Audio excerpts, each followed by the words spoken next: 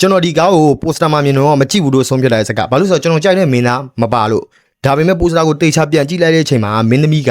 လီပြောင်ဝင်းရဲ့မိန်းမဖြစ်နေလီပြောင်ဝင်းမိန်းမကဇက်ကမရတဲ့လေတော်တော်လေးကိုကြာပြီမို့လို့ကျွန်တော်ကြည့်လိုက်တဲ့အချိန်မှာတော်တော်လေးကိုမှကောင်းနေတဲ့ဇက်ကတော်တော်လေးလည်းမိုက်ဇက်ကနာမည်လေးကဗီလိန်ကျွန်တော်ဇက်လန်လေးကို review လုပ်ရင်ဇက်ကလေးအကြောင်းအရင်ဆုံးနည်းနည်းလေးပြောပြလိုက်မယ်။ငွေဆက်ခုဒီဇိုင်းပညာရှင်ဆရာရန်ရဲ့တပြည့်မင်းသမီးဟာသူအရန်ချစ်ရတဲ့ကျမ်းမာရေးမကောင်းတဲ့သူ့ဦးလေးနဲ့ညီမလေးဖြစ်သူနဲ့အတူငွေတူးတွေထုတ်လုပ်တဲ့လုပ်ငန်းကိုလုပ်ကိုင်နေတဲ့အရန်တော်တဲ့ငွေတူးထုတ်လုပ်ပေးသူတယောက်ပါ။တရက်မှာတော့ဂျေဆိုတဲ့လှုပ်ဝက်နမီနဲ့လူဟာမျက်နှာမပေါ်ပြတတ်တဲ့ရာဇဝမှုတွေကိုအစီအစဉ်ဆွဲသူဖြစ်ပြီးတော့ထက်မြက်တဲ့အရေးချင်းကြောင့်သူကြံစည်မြရာဇဝမှုတိုင်းက100ခိုင်နှုန်းအောင်မြင်နိုင်ခြေရှိတဲ့သူတယောက်ဒါကြောင့်ပဲသူ့ရဲ့ရာဇဝမှုတွေကပျောင်မြောက်တဲ့လက်ရလို့ပြောပြီးတော့ဂုဏ်ယူနေတဲ့သူတယောက်လည်းဖြစ်ပါတယ်။တရက်မှာတော့ဂျေဟာမင်းသမီးနဲ့ပေါင်းပြီးတော့ဒေါ်လာ30ဘီလီယံကိုငွေတူးထုတ်ပြီးတော့ကာစီနိုကနေလိမ်မှုစူးစမ်းပါတော့တယ်။မင်းသမီးကဂျေနဲ့တူတူ3နှစ်လောက်အတူတူလှုပ်လှုပ်ခဲ့ပြီးတော့မင်းသမီးကမင်းသားကိုစိတ်ဝင်စားသားခဲ့ပြီးတော့သူတို့နှစ်ယောက်ဝေစုခဲဖို့ရောက်လာတဲ့အချိန်မှာတော့မထင်မဲ့သားတွေကဖြစ်သွားခဲ့ပါတယ်။တစ်ဖက်မှာလည်းမျိုးသားထောက်လှမ်းရေးဌာနမှာငွေကြေးဆိုင်ရာရာဇဝမှုအဖွဲ့ရဲ့အကြီးအကဲဖြစ်ခဲ့ပေမဲ့ဂျေရဲ့ရာဇဝမှုကြောင့်အလုပ်ကိုဆုံးရှုံးလိုက်ရတဲ့ချာကီတေတစ်ဖက်မှာလည်းပတ်စံမတ်ပြီးတော့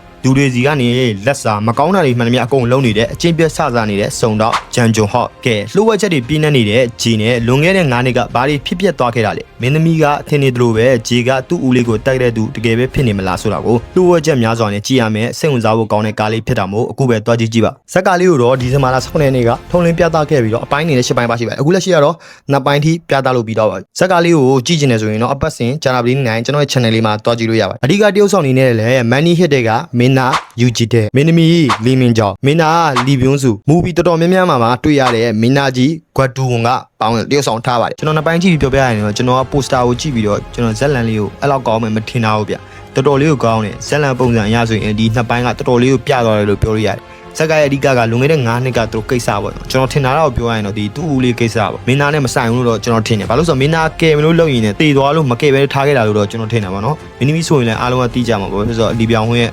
မိန်းမဇက်ကားတွေမတွေ့ရတာလဲနည်းနည်းလေးကြာပြီဒီမင်းသားရဲ့ကာကြည့်ဦးတဲ့လူဆိုရင်တော့သိလိမ့်မယ်ဘာလို့ဆိုတော့ဒီမင်းသားကဒီလိုကာပုံစံမျိုးတွေပဲရိုက်တဲ့မင်းသားဗျာအဲ့တော့ကျွန်တော်ဒီမင်းသားကိုတွေ့ဘူးတဲ့ကားတော်တော်များများမှာတော့အုပ်စုဖွဲ့ပြီးလိန်တာတို့အုပ်စုဖွဲ့ပြီးပညာပေးတဲ့ကားမျိုးအဲ့လိုကားမျိုးတွေမှာပဲကျွန်တော်တွေ့ရတယ်ဒီမင်းသားအားလုံးနားလည်အောင်ပြောရရင်တော့ဒီမင်းသားကတွေ့ဘူးလိမ့်မယ်ဘာလို့ဆိုတော့ Money Hit ကိုရီးယားကားထဲမှာအဲ့ဒီကားထဲမှာလည်းဒီမင်းသားပါတယ်ဒီဇက်ကတော်တော်လေးကောင်းတယ်ဘာလို့ဆိုတော့ကျွန်တော်နှစ်ပိုင်းကြည့်ပြီးတော့3နဲ့4ကိုစက်ကြည့်ချင်နေပြီဗျအဲ့လိုကားမျိုးပါတွားကြည့်ကြည့်ပါ Mr. Trailing ကားတွေကိုကြိုက်နှစ်တဲ့ပြိတက်ကြီးတို့တော့ဇက်ကားကောင်းလေးတကားဖြစ်လိမ့်မယ်လို့ကျွန်တော်ထင်ပါတယ်ဒီဇက်ကားလေးကိုဗမာကြည့်ရမှမသိလို့ဆိုတော့ကျွန်တော်ရဲ့ channel ဈေး Cinema 1 2 3ဈေး Cinema 1 2မှာတွားကြည့်လို့ရပါတယ်